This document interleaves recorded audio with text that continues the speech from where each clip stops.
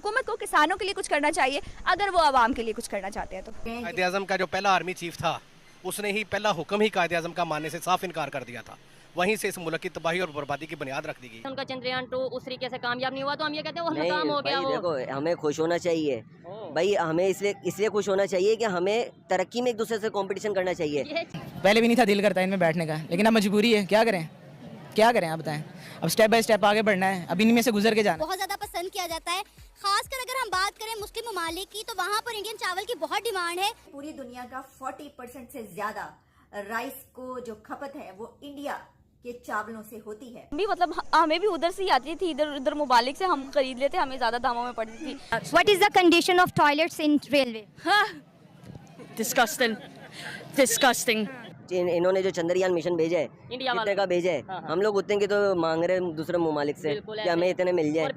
और हमारे जो सीटों पे बैठे जरूरत पूरी करेंगे, इसलिए उन्होंने एक्सपोर्ट बिल्कुल ही खत्म कर दी ताकि वो अपने लोगों के बारे में पहले सोच सके। आपने जैसे कहा कि बहुत अच्छा स्टेप है, बाकी ही बहुत अच्छा स्टेप माना जा रहा है आज की डेट में कि उन्होंने एक्सपोर्ट, जैसे आपको पता है टेम्परेचर बहुत ज़्यादा पड़ा है इस बार जो, और आवाम का सोच रही है बजाय इसके कि वो दूसरे लोगों का सोचे और पहले अपने मुल्क की ज़रूरत पूरे कर रहे हैं। यही पाकिस्तान की बात करें तो पाकिस्तान तो है जो आपने देखा है कि एक टाइम था वो एक्सपोर्ट किया करता था और आज वो इम्पोर्ट पे आ गया। और जब इस तरह की ज़रूरत पड़ रही, अब इंडिया अगर कम कर रहा है तो हमें भी उसकी ज़रूरत, हम भी मतलब हमें भी उधर से ही आती थी, इधर उधर मुबालिक से हम खरीद लेते, हमें ज़्यादा दामों में पड़ती थी। तो अब वही अगर बंद कर देगी, पीछे से बंद हो जाएगी तो हम क्या कहें। यही कहूँगी कि पहले तो सबसे पहले इंपोर्ट का तो अभी हम सोच ही नहीं सकते, इंपोर्ट का तो अभी हम सोच रहे हैं, एक्सपोर्ट का तो अभी हम सोच नहीं सकते। तो कम से कम अभी एक आप स्टेप ये लेना शुरू करें, आगाही मुहिम दोबारा से चलानी शुरू करें। सेकेंडली अच्छा बीज जो है वो किसानों को फराहम किया जाए और अच्छे रेट पर जो है गंदम उठाई जाए। बारदाना की तकसीम में आपको पता है हर साल कितने मसले मसाइल बन जाते हैं। तो हुकूमत को किसानों के लिए कुछ करना चाहती है। नमस्कार दोस्तों, क्रिक रिएक्शन में आपका स्वागत है। दोस्तों, भारत ने बहुत सारे देशों में चावल को बैन कर दिया है। दोस्तों, आपको पता ही होगा कि भारत दुनिया का सबसे बड़ा एक्सपोर्टर है चावल का। उधर पाकिस्तानी मीडिया चर्चा कर रहे हैं कि भारत ने बहुत सारे देशों में चावल बैन कर दिए हैं और हमें एक चावल का टुकड़ा भी नहीं दे रहे हैं। और हमारे यहाँ पर चावल और आटे के लिए लोग मारे मारे फिर रहे हैं, हम लगातार भूखे मर रहे हैं। उधर भारत तरक्की में आसमान छू रहा है।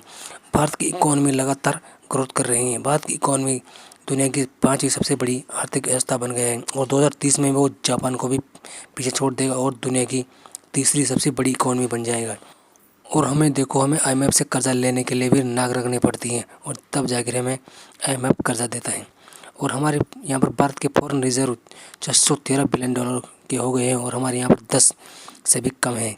तो आई जानते पाकिस्तान मीडिया इसमें क्या रिएक्शन, चलिए वीडियो स्टार्ट करते हैं। हमारे हमसाए देश इंडिया में बुलेट ट्रेन चलेंगी। सन 2028 तक ये प्रोजेक्ट कंप्लीट हो जाएगा, मुंबई से अहमदाबाद तक, जिसकी स्पीड बताई जा रही है 320 किलोमीटर पर आवर। अगर हम पाकिस्तान के रेलवेज़ की बात करें, ये जो रेलवे स्टेशन अंग्रेज़ों के ज़माने का जब से मुल्क बना है, और हम बड़े शर्म से कह रहे हैं जी पाकिस्तान में रेलवे के ऊपर कोई काम नहीं हो। आप जब ट्रैवल करते हैं सबसे पहले हमें बताएँ टिकट कितनी, क्या प्राइस है और रेलवे के क्या इंतज़ाम हैं? जी, टिकट तो ऑलमोस्ट मुनासिब ही है, ऊपर नीचे होता रहता है 50 या 20। हम स्टूडेंट को वैसे थोड़ा बहुत मसला होता है, इनको चाहिए कि जो स्टूडेंट्स हैं उनको फैसिलिटेट करें, थोड़ा बहुत ऊपर नीचे पैसे करें। जो गवर्नमेंट मुलाजमीन हैं उनको तो चाहिए वो फुल पे करें, वो किस बिना पर हाफ पे करके जा रहे हैं और हम स्टूडेंट मसला क्रिएट कर रहे हैं यहाँ पे। जिस दूसरी बात जो आपने इंडिया के बारे में की, ज़ाहिर बात है वो सिविलाइज कंट्री डेवलप करी जा रहा है और हम उतना ही पीछे जा रहे हैं। तो लाजमी ज़ाहिर है जो विद द इन्वेंशन वो ब्रिटिश से भी हेल्प ले रहे हैं, तो बुलेट ट्रेन ज़ाहिर बात है वहाँ पे चलेगी। तो पाकिस्तान में तो आप ट्रेन भी मुश्किल से चलती है, यहाँ पे आधा घंटा लेट, 1.5 घंटा लेट, 2 घंटा लेट। तो इस लिहाज से तो बहुत हम पीछे चल गए हैं।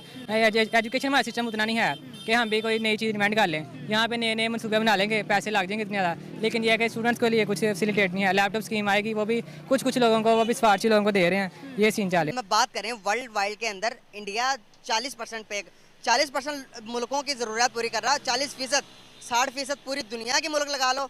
और अगर इंडिया की बात करें तो वो 40% दुनिया में। बात यह है कि इंडिया जो है ना, उनकी लीडरशिप ने ये फैसला किया है कि इस मुल्क को चलाना और बनाना है। और हमारे जो सीटों पे बैठे हुए हैं वो सारे इस मुल्क को तबाह व बर्बाद करने के लिए बैठे हुए हैं और सारे फॉरेन एजेंट हैं। इनकी तफ्तीश करवाएं जहाँ से मर्जी, ये कोई भी पाकिस्तान के साथ लॉयल नहीं है। इनका आप जो पाकिस्तान की तमाम सीटों पे बैठे हुए हैं, एक गरीब आदमी बिल दे रहा है, ठीक है, एक मजदूर बिल दे रहा है, और हमारे जज और जर्नैल और ये बड़े बड़े अफसर उसकी कास्ट पे फ्री गाड़ियाँ चला रहे हैं, पेट्रोल चला रहे हैं। वो तो ये मुल्क रियासत, इनकी नीयत ही नहीं है इस मुल्क को चलाने की, क्योंकि जैसे ही ये मुल्क टेक ऑफ करने के लिए तैयार होता है तो पाकिस्तान के अंदर से ही साजिश तैयार होती है और जो यहाँ पे अफरा तफरी मचा दी जाती है और हुकूमतों को गिरा दिया जाता है। सर एक बात नहीं समझ में आती, एक तरफ हम हैं जो कि हमने आज़ादी ली इंडिया से इसलिए कि तरक्की करेंगे, डेवलपमेंट की तरफ जाएंगे, ज़्यादा ग्रो करेंगे। क्या हमने ग्रो कर ली? क्या हमने तरक्की कर ली? क्या आज हम अलहदगी लेकर खुश हैं? कि कायदे आज़म का जो पहला आर्मी चीफ था उसने ही पहला हुक्म ही कायदे आज़म का मानने से साफ इनकार कर दिया था। वहीं से इस मुल्क की तबाही और बर्बादी की बुनियाद रख दी गई। अगर कायदे आज़म का आर्मी चीफ कायदे आज़म का हुक्म मान लेता और कश्मीर में फ़ौजें हवाई जहाज़ के ज़रिए वहाँ पे फेंक देता तो आज कश्मीर का मसला कभी पैदा ही ना होता। तो ये जो ट्रेंड पहले दिन से आर्मी चीफ़ों ने शुरू किया है कि सिविलियन वज़ीर आज़म की कोई इज़्ज़त नहीं करनी और उसको अपने जूतों के सामने बैठाना है, वो इस ट्रेंड की वजह से ये मुल्क कभी भी तरक्की नहीं कर सकता। सर कश्मीर का मसला आड़े लेकर क्या हम कब तक इसी तरह ही रहते रहेंगे? यहाँ पर आवाम को रोटी नहीं मिल रही और दूसरी तरफ हम देखते तो हमारे पॉलिटिशियन की ज़िंदगी शाहाना ज़िंदगी। अब बात क्या है, हम किस चीज़ की पुजारी बने हुए हैं? हम बने हुए अंग्रेज़ों के पुजारी। अब अंग्रेज़ खुश कब होगा? जब उसकी बनाई हुई प्रोडक्ट को हम यहाँ पहनेंगे या चलाएंगे। यहाँ पे वो हम यहाँ पे आते हैं, हम उसे कहते हैं सर देखें आपके ज़माने की चल रही हो, वेल एंड गुड, ठीक है। अब वहाँ पर हम अपनी चीज़ इंट्रोड्यूस कब किस तरह करा सकते हैं? वहाँ पर हम सिर्फ वही चला सकते हैं, सीटें बदली मेड इन पाकिस्तान और ये काम कर लिए। अब हम अपनी खुददारी को नहीं कायम रखेंगे तो वो किस तरह होगा? वो इकबाल ने कहा था ना, खुद ही को कर बुलंद इतना कि हर तकदीर से पहले खुदा बंदे से खुद पूछे बता तेरी रज़ा क्या है। अब खुद ही बुलंद करनी नहीं तो खुदा ने किधर पूछना है? वो इनके खुदा ही हो रहा है, जिनका खुदा ही हो रहा है उसे किसने पूछना? ठीक है, तो ये चीज़ है असल बेसिकली ये है कि इंसान जो है ना वो अपना काम करे, थोड़ा करे, ठीक है, वो ऐसे ऐसे तरक्की करता है। इंसान को अपनी चीज़ पर फ़ख्र भी होता है और उस पर वो मोर कॉन्फिडेंटली वर्क करता है कि भाई लोगों तैयार हो जाओ, आगे फूड सिक्योरिटी के लिए बहुत प्रॉब्लम होने वाली है। तो सब अपने अपने जो है वो कुछ ऐसा करें कि दुनिया को इस हवाले से मुश्किलात दरपेश ना हो। लेकिन अब वो मौका आ गया है। इसकी वजह यह है कि एक तो इंडिया की तरफ से ये स्टेप लिया गया कि जो राइस एक्सपोर्ट है उस पर बैन लगा, बासमती राइस, बल्कि इसके अलावा जो ब्रोकन राइस है वो भी मैं डिटेल्स देख रही थी, जिसको टोटा बोलते हैं, यानी टूटे चावल, उस पे भी कुछ जो काइंड्स हैं यानी कुछ अकसाम चावलों पे उसकी बैन लगाया गया इंडिया की तरफ से। अब ये एक बड़ी खबर इसलिए है क्योंकि पूरी दुनिया का 40% से ज्यादा राइस को जो खपत